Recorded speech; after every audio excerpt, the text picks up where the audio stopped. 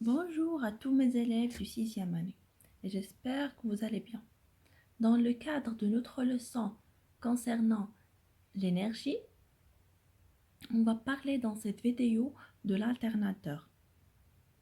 On va découvrir ensemble qu'est-ce qu'un alternateur, de quoi il est composé, comment il fonctionne et quelles sont ses utilisations.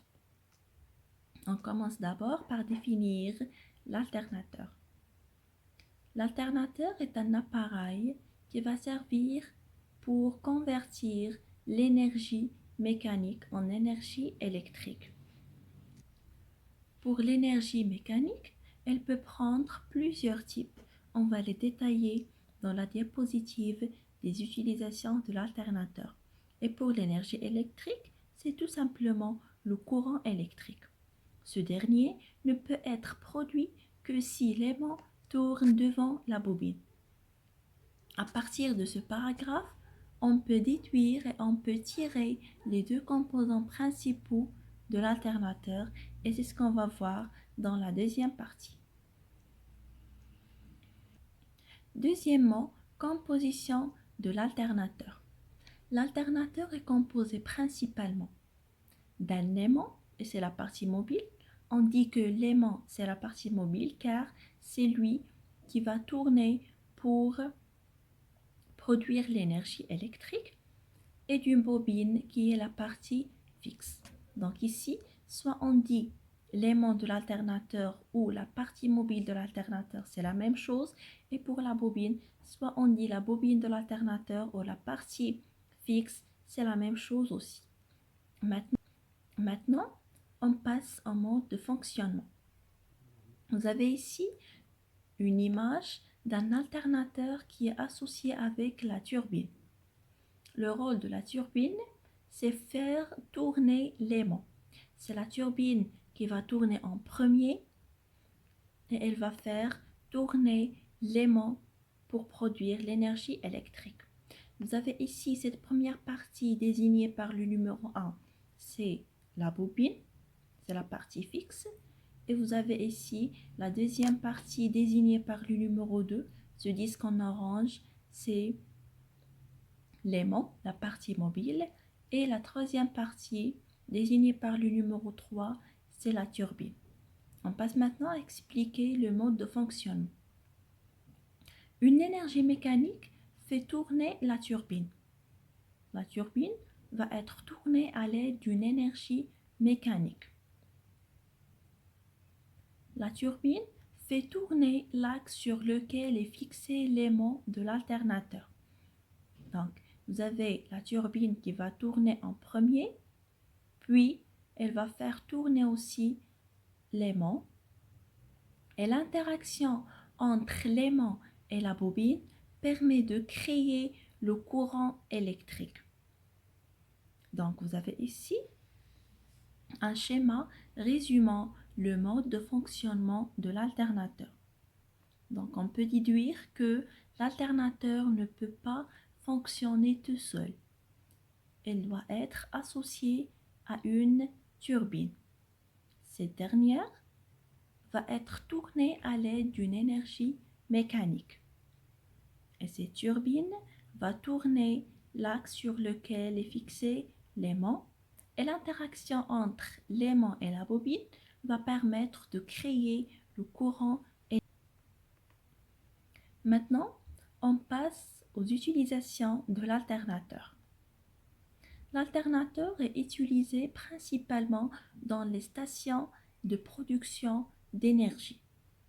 Évidemment, le rôle de l'alternateur, c'est convertir l'énergie mécanique en énergie électrique. D'une autre manière, c'est produire l'énergie électrique. Donc, elle peut être utilisée dans les stations de production d'énergie. La question qui se pose ici, quelles sont ces stations d'énergie? On va voir trois types principaux des stations d'énergie. Premièrement, la station hydraulique. Qui dit hydraulique dit eau. Donc hydraulique, c'est quelque chose qui a relation avec l'eau. Pour la station hydraulique, C'est une station utilisant l'eau qui va servir comme énergie mécanique qui va tourner la turbine pour produire de l'énergie électrique. Donc ici, on a dit l'eau, c'est l'énergie mécanique qui va tourner la turbine. Donc la turbine va être tournée en premier, puis elle va faire tourner l'aimant et l'interaction entre l'aimant et la bobine va permettre de produire l'énergie électrique. Donc ici, pour la station hydraulique, c'est l'eau qui va servir comme énergie mécanique. C'est le premier type d'énergie mécanique. Deuxième type de station, station éolienne. C'est une station utilisant le vent. Ici, c'est le vent qui va servir comme énergie mécanique qui va tourner la turbine pour produire le courant électrique. Donc, vous allez remarquer que le mode de fonctionnement de l'alternateur ne se change pas, mais la différence, c'est le type de l'énergie mécanique. Pour la station hydraulique, c'est l'eau.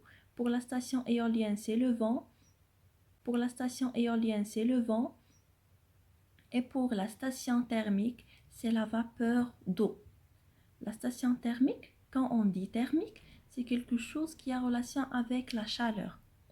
Dans les stations thermiques, on travaille avec de l'eau chaude. Donc, on travaille avec la vapeur d'eau qui va servir comme énergie mécanique qui va tourner la turbine pour produire le courant électrique. Donc ici, pour ces trois types de stations, c'est le même paragraphe. La différence, c'est le type d'énergie mécanique. Pour la station hydraulique, l'énergie mécanique, c'est l'eau. Pour la station éolienne, l'énergie mécanique, c'est le vent. Et pour la station thermique, l'énergie mécanique, c'est la vapeur d'eau. Maintenant, qu'est-ce qu'on doit retenir à partir de cette vidéo? Le premier point, c'est les composants principaux de l'alternateur.